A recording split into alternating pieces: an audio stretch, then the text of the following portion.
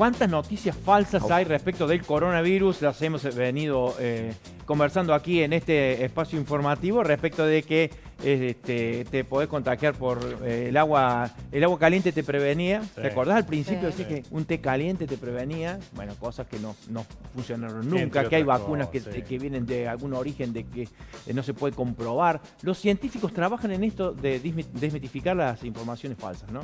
Sí, tal cual, Hernán, porque junto al crecimiento de los números de la pandemia siguen circulando y aumenta la circulación de estas noticias falsas. La semana pasada lo veíamos con una encuesta de Suba en Córdoba y ¿Te acordás? Asociados. ¿Te acordás que todavía permanecen y siguen hasta en estas situaciones se fortalecen esos discursos falsos, fake news?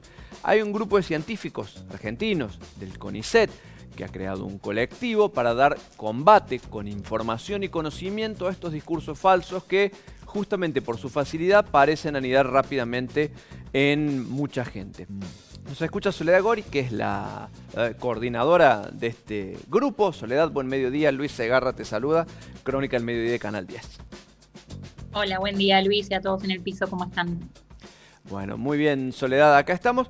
Primero que nada, contanos cómo y por qué surgió este colectivo, este equipo de ciencia anti-fake news. Bueno, un poco por eso que estaban diciendo justamente, la verdad que al principio de la pandemia, cuando recién fue diagnosticada, podríamos decir, o certificado que era una pandemia, ¿no? Por la OMS, ahí empezamos acá con la cuarentena obligatoria, o ya estábamos en la semana previa a que fuera obligatoria.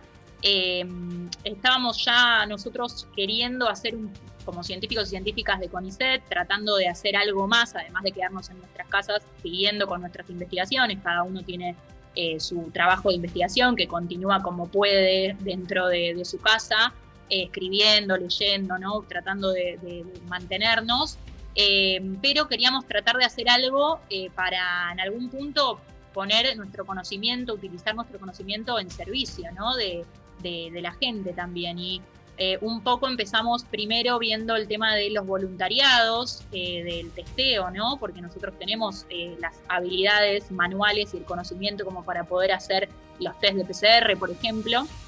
Pero bueno, en ese momento todavía no era necesario porque estaba todo bastante controlado y ya había gente que estaba laburando en diagnóstico y que iba a empezar por ahí. Entonces, al mismo tiempo, yo estaba ya trabajando en fake news hace un tiempo, más que nada respecto al movimiento antivacunas, y entonces, y di un par de charlas, trabajaba, aportaba en el portal Feminacida, por ejemplo, y bueno, entonces en ese momento se me ocurrió empezar a gestar un grupo que tratara este tema de fake news que estaba, en ese momento era impresionante la cantidad de fake news que llegaban y de información falsa que llegaban por más que nada WhatsApp y redes sociales, ¿no? Después impactó en los medios además. Entonces comenzamos a cranear este proyecto autogestivo y voluntario, que es importante también aclarar eso. Nosotros no recibimos un financiamiento ni un salario por este trabajo, lo hacemos en nuestro tiempo extra, además de nuestros trabajos que seguimos haciendo en nuestras casas, de nuestros proyectos de investigación, y lo que hicimos fue ponerlo en manos de CONICET como organismo oficial, porque todos somos científicos y científicas de CONICET, como para que justamente tenga un marco, ¿no?, más oficial. Bueno, el organismo estuvo muy receptivo, le interesó mucho la propuesta, y así fue como llega a la plataforma Confiar, que ya tiene que ver con Secretaría de Medios y Telam. Esa plataforma Confiar está en Telam, a ustedes se los puede seguir en redes sociales buscándolos como Ciencia Anti-Fake News. En todo este tiempo, ¿tienen un dato estadístico de cuántas noticias falsas han tenido que desbaratar? Sí, hace un tiempo ya habíamos llegado, que fue un relanzamiento que tuvimos de la plataforma, porque llegamos a más de 100 fake news, ahora andamos más o menos por 130, 140, así que bastantes, que no siempre son fake news, ¿no? O sea, Ajá. Generalmente lo que hacemos es lo que nos llega como, no solo como fake news, sino también como consulta, que a veces no son completamente falsas, digo. Puede que haya información, que eso es lo peligroso y lo complicado que tienen a veces, que no son tan obvias. Muchas veces tienen información tergiversada, que tiene parte de realidad, entonces es confuso. La gente por eso también suele quizás compartirla, que tal vez si fuera completamente falsa, la comparte menos gente, ¿no? Soledad. Pero en este caso se van perfeccionando, así que sí. Claro, y muchas de ellas sin base científica, bueno, de personas que opinan por algún medio de comunicación o lo hacen a través de redes sociales y tiran datos que después se abordan, forman incluso parte de informes y hay algunas que son disparatadas. ¿Cuál es la que más te impresionó a vos personalmente como investigadora? Bueno, hay varias categorías, porque uno puede pensarlo así, las disparatadas, ¿no? Bizarras, le decimos, o insólitas, como por ejemplo, bueno, esta de lo del agua caliente que decían era una, o por ejemplo mantener la respiración 15 segundos para como diagnóstico de COVID, porque entonces uno si no lo podía mantener esa respiración era porque tenía algún problema pulmonar, que serían como de las más bizarras, como te digo, insólitas.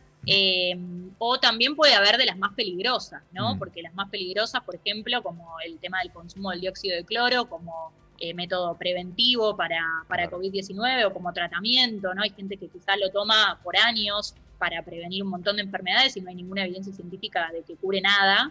Y además es peligroso, ¿no? O sea, que puede generar daño. Bueno, ya hemos visto noticias, ¿no? También decesos. Porque bueno, justamente no está probado, no está nada, porque bueno, es como en algún punto, no sé, querer hacer un ensayo clínico con un desinfectante. La realidad es que hemos visto de todo, hemos visto desde ese punto, otras que quizás atentan a la conducta, como el de la hipoxia, que el barbijo da hipoxia. Sí. Eso también fue una muy viral, que obviamente es falsa y que lo que generó en algún punto es esta onda, ¿no? Anti-barbijo y que entonces, no, porque el barbijo me puede hacer mal y encima la OMS que dice que sí, que después dice que no, bueno, y entonces no lo uso, ¿no? Y en algún punto estamos no solo desprotegidos nosotros, sino que lo peor es que desprotegemos al resto, ¿no? Porque en realidad sirve mucho más para reducir la circulación de uno hacia los demás. Y eso también lo hemos visto, que como te digo, atentan quizás a la conducta más que ser daño directo. Con respecto al tema del dióxido de cloro, Soledad, realmente es muy peligroso, es una de las cuestiones más peligrosas a la hora de la desesperación que uno está viviendo por este virus, poder ingerir este producto. Sí, claro, porque lo que es un oxidante poco selectivo, es decir, que oxida todo, no oxida solamente, seguramente mate al virus. Nadie está diciendo que no inactive al virus el dióxido de cloro. El punto es que para que pueda inactivar al virus, que además uno si lo toma, ¿no? Tiene que llegar a la sangre para poder después ir a la vía pulmonar, a la vía respiratoria, que es donde está el virus, ¿no? Porque no está en el sistema digestivo, que es por cómo lo están en este momento administrando. Pero más allá de todo eso, y que por eso justamente los que sabemos de farmacología sabemos que tienen que haber determinados procesos, porque los fármacos no llegan tal cual como uno los toma al sitio de acción, para que justamente tenga una cantidad suficiente para que inactive ese virus, en el medio quema un montón, por decirlo de mal y pronto, para que se entienda, quema todas nuestras mucosas. Y además puede, si llega a tener una dosis excesiva, bueno, puede generar falla multiorgánica, que es el caso de que después pueda tener, no recuperarse esa persona y pueda morir, como en los casos que se han consumido demasiado dióxido de cloro, ¿no? Pero la realidad es que a ninguno de nosotros se nos ocurriría, con el que tenga algo de conocimiento de química, meterse una molécula que tiene cloro es impensado. Realmente cuando hay, o sea, uno no, o sea, en esto, como decís vos, en la desesperación de, bueno, no hay nada, entonces hay que matarlo de alguna manera, menos encima preventivo. Hay gente que lo está usando preventivamente, con lo cual no sabemos esos consumos, aunque sean mínimos, cómo son acumulados en el organismo y qué pueden llegar a ser a largo plazo, ¿no? Soledad, te agradecemos este contacto con el canal de la Universidad de Córdoba. Vamos a seguir en contacto y esperemos que tengan un trabajo menos complejo en adelante. Muchas gracias. Sí, ojalá. Bueno, muchas gracias a ustedes. Hasta luego. Entonces, la plataforma Confiar, allí hay muchos de los trabajos de esta gente, de estos científicos y científicas del CONICET, también en las redes sociales como Ciencia Anti-Fake News, para evitar, como dicen los españoles, comernos estos bulos, estas mentiras. Exactamente, que después reproduce la gente por las redes también. Por las redes Claro. sociales, por WhatsApp.